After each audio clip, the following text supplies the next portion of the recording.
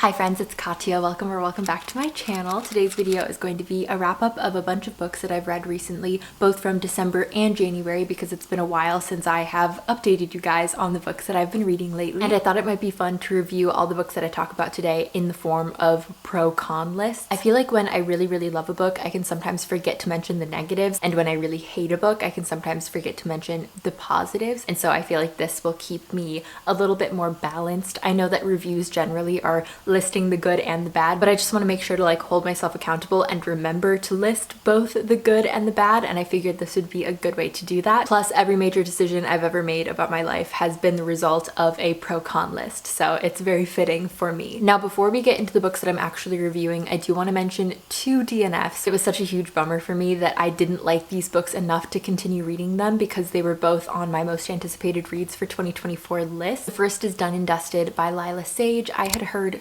so many fantastic things about this cowboy romance, and I should have known going in that a cowboy romance just really isn't my thing, but it became super apparent in the first few chapters, especially the love interest. I believe his name is Luke. And Luke, to me, in the first few chapters, even when he wasn't with the main character yet, he was already being really jealous and possessive and didn't like anybody else looking at her. There was a scene also where he came out wearing cowboy boots and a cutoff. I just, from the first few chapters of him, kind of got the ick, if people still say that. And this is no shade, I'm not trying to yuck anybody's yums, but it just was not for me. And usually I don't necessarily have to like the characters in a romance novel to be able to root for their relationship if I think that they're good for each other. But in this case, I just knew that I wasn't gonna want to spend time with this specific romantic lead, and so I ended up putting the book down and DNFing. However, I do think that if you are somebody who would enjoy a possessive, brooding cowboy love interest, I know that there are a lot of people who would really enjoy that. You might like this book more than I did. I do think the premise of the main character returning to her hometown after an injury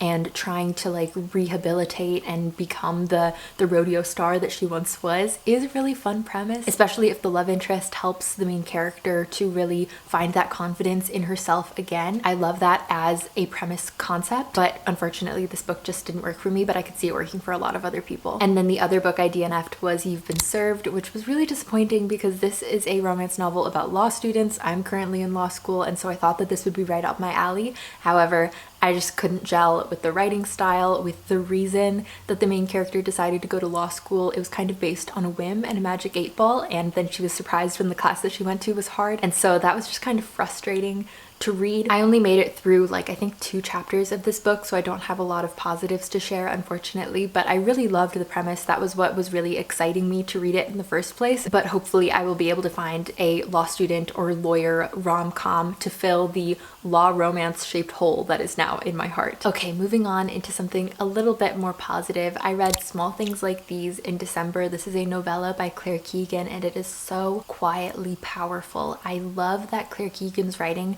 is so simple and straightforward, but then also just so vibrant because it really transports you right to this small Irish town. This book follows our main character Bill. He's a middle-aged coal merchant. He has 3 or 4 daughters, I think, but we follow him during the Christmas season as he is delivering coal to multiple different locations. One day he's delivering an order to a local convent, and he finds a girl who is locked in a shed outside, and so this book follows him as he is trying to help this girl and also kind of reflecting on his own past. Again, I really loved how powerful this story was, how it inspired me to look up more information about Irish laundries, which is not something that I had a lot of knowledge about, and it's not a topic that's delved into super deeply in this story, but it's definitely lurking in the background and a major theme of why people are making the decisions that they're making. Honestly, the biggest con I had with this novella is that I wish that it were longer, which is such a silly critique to make of something that is meant to be short. It's a novella,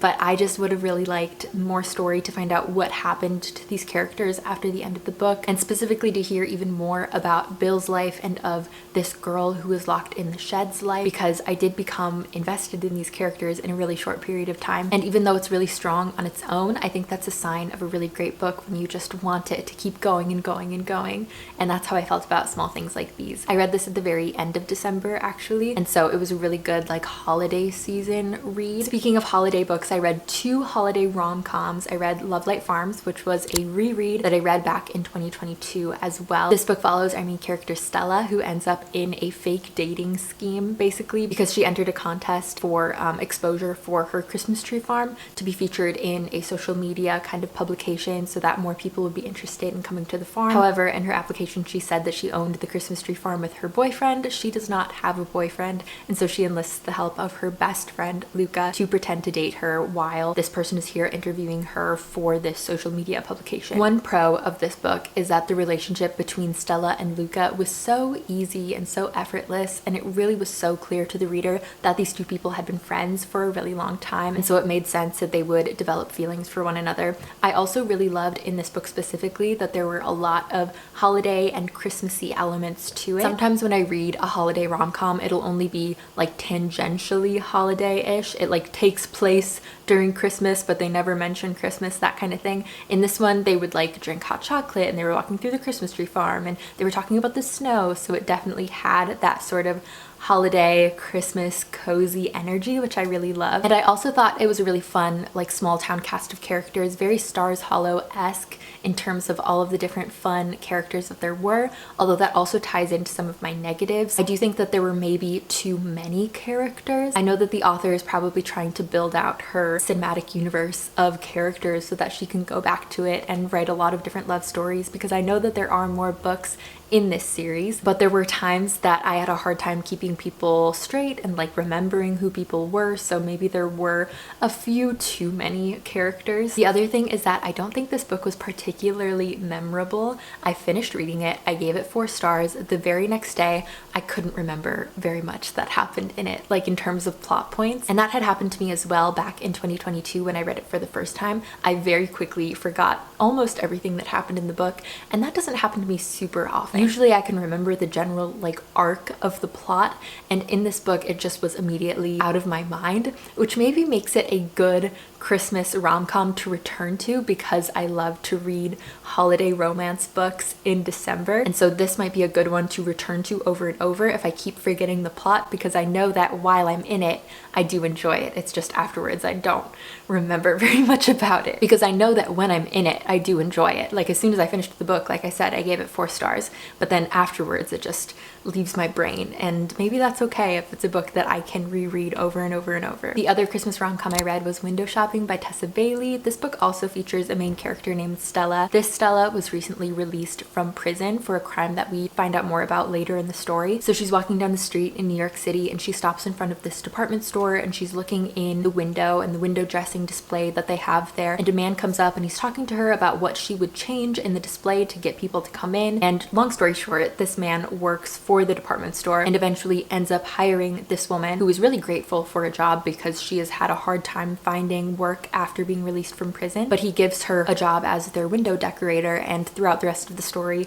she really is able to use designs to bring people into the store and make business a lot better, and the two of them also end up falling in love. But there is some tension there because the two of them have this employee boss dynamic that is a little bit tricky to navigate at first. My favorite part about this book is that the romantic lead, his name is Aiden, is based very much and very obviously on Ted Lasso. If you guys have seen that show, I really loved that show until the last season. I wasn't as into the last season. I loved Ted Lasso as a character, so reading him as a romantic lead was really fun. This is another book with major holiday vibes. One of my favorite traditions growing up was going to the department store and seeing the department store Santa and seeing all of the different Christmas trees that would be all over the Macy's that my family would go to, buying new ornaments, picking out presents for family. This book evokes that kind of Christmassy energy and I really loved it. There was a scene where Stella and Aiden go through the department store and each pick out really thoughtful gifts for one another, which was one of my favorite parts. And overall, this is one of just my favorite Tessa Bailey books that I've ever read. However, because it is a Tessa Bailey book, one of my cons is that some of the intimate scenes could sometimes just be a little bit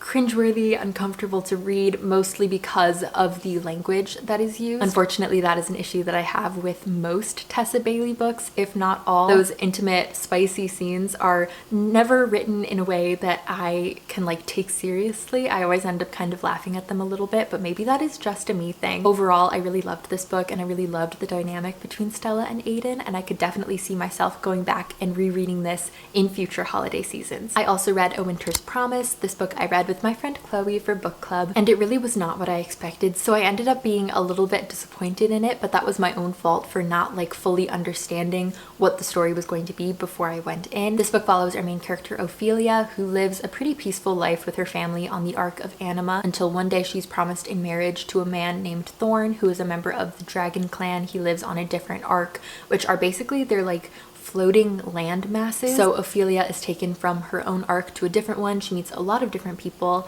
and one thing that's really cool about Ophelia is that she can read like the lives of objects. So she touches an object and she can tell who else has touched it and like the history of how it came to be where it is. And she also can travel through mirrors, which was a really fun power to read about. Now, going into this book, looking at the cover, kind of just knowing generally the synopsis, because I don't usually like to know too much about the premise of a book before I go into it, I thought that this Winter's Promise would be a little bit more adventurous, whimsical than it ended up being. When I imagined this wintry book, I thought that it would be a little bit more magical, sparkly snow kind of winter, and it ended up being dark, brutal, cold, blizzard, murder plot kind of winter, which is still wintry. It's just very different than what I was expecting. I thought it was going to be really cozy, and it ended up being a lot darker than I expected it to be. This is another book with lots and lots of characters. There's a lot to keep track of, and unfortunately, I personally did not like the characters. I found it really hard to become invested in their stories. I found very few of them to be likable, and so it was difficult for me to root for them. And so although I gave this book 3 stars, and I do think that its mysterious dark nature has value and that a lot of people would really enjoy it, I personally just didn't really love it, and so I don't see myself continuing with the series. I also very quickly want to mention 3 books that I read in December that made it onto my favorites of the year list. Those were Why Fathers Cry at Night, Know My Name, and Out on a Limb. Those I'll just direct you to my favorites video because I like gushed about them already, but I really loved all of these and I definitely recommend all of them. Now moving into January, the first book that I read was Chain Gang All-Stars by Nana Kwame Adjei Brenyah. Chain Gang All-Stars is set in an alternate universe United States where if you are a person who is convicted of a crime and you are sentenced to 20 years to life in prison, or if you have a death sentence, you can sign up for this program called CAPE, which stands for Criminal Action Penal Entertainment. And that program basically puts people into these one-on-one death matches where you have to fight to the death, and if you last 3 years and you survive all of the matches that you go into, you can achieve high freedom, which means that you will be released and pardoned from your crimes. Throughout the book, we follow our 2 main characters, Loretta Thurwar and Tamara Stacker, although we also follow a bunch of other different characters kind of in their periphery. And the greatest strength of this book is its world building. Like, the world in this book is so vibrant and so believable. I feel like the best dystopians are ones that are written as though the world is not only plausible but also possible, and the way that this author was able to do that was by referencing past cases and pieces of history that are from like real life, things that actually have happened in America that could have led to a world like the one that he is describing in this book. There's such expert use of footnotes in this book. I don't always like footnotes, but I thought they were so well done in this book because sometimes they reference historical facts like within the scope of this specific world, so their fictional president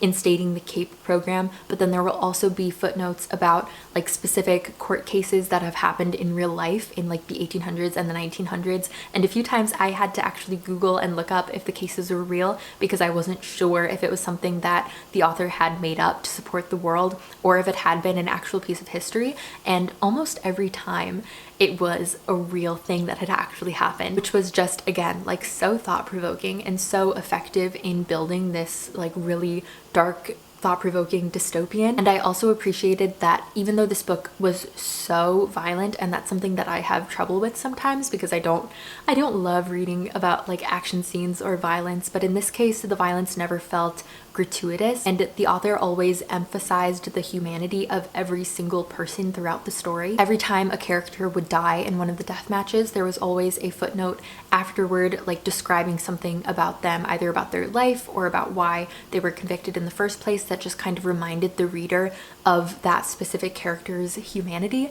And I feel like that's so important in a book with so much violence, to emphasize like the personhood of everyone participating in these like really sad dystopian games. Overall, this is definitely a book that I would highly recommend. As far as negatives, I think sometimes because perspectives shifted so often throughout the book, we were following a lot of different characters. Even though the focus is mostly on Loretta and Tamara, there was a lot of shifting perspectives, and sometimes it wasn't always clear who was speaking. There were some chapters where a character would start narrating, but I wouldn't know who was speaking, so it was a little bit disorienting to kind of try to find my footing. And again, this is a super violent book, and although I think the violence in this case is really necessary, I think that that's something to be cognizant of if you're a person like me who doesn't always love violence and sometimes has to skip over violence that she's reading. But overall, this book was really good, really fascinating, and I'm looking forward to reading more from this author. Banyan Moon is a family drama which follows 3 generations of women and the way that their lives have affected one another. We start with our main character, Anne, who finds out that her partner has been cheating on her, and so she leaves him and goes back to live with her mom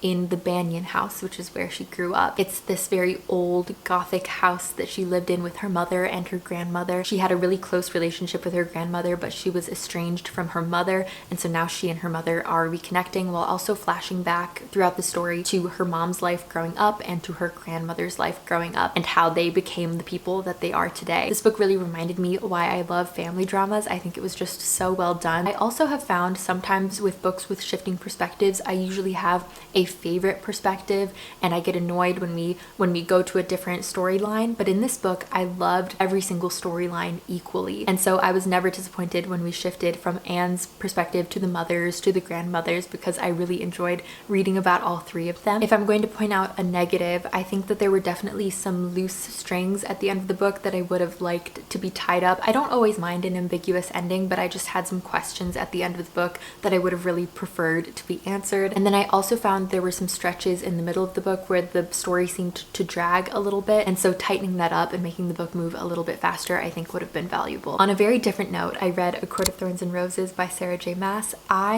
had read this book a long time ago. I think 2015 was the year it came out, and I read it the year that it came out, but I never continued on with the series once the rest of the books started to be released. I remembered liking it. I saw that I had given it 5 stars back in the day, but I didn't really remember anything that happened, and my knowledge of the Court of Thorns and Roses world had come from like cultural osmosis and seeing other people talk about it on social media and being very mildly spoiled for different things that would happen. And honestly, I had kind of low expectations going into this. I didn't expect to enjoy it as much as I did, but I actually had a lot of fun with it. As far as prose, this was a really unique fantasy world to me. I don't think I've read another book with fae or fairies, and so I enjoyed all of those different dynamics. I really liked that at the beginning of the book there were characters that I hated that I ended up having a completely different opinion of by the end of the book. I always think it's really cool when an author can make me really care about a character that initially I couldn't stand. In this case, it was Elaine and Nesta, Feyre's sisters. On the other hand, for my negatives, the riddle that the villain gives for Feyre to solve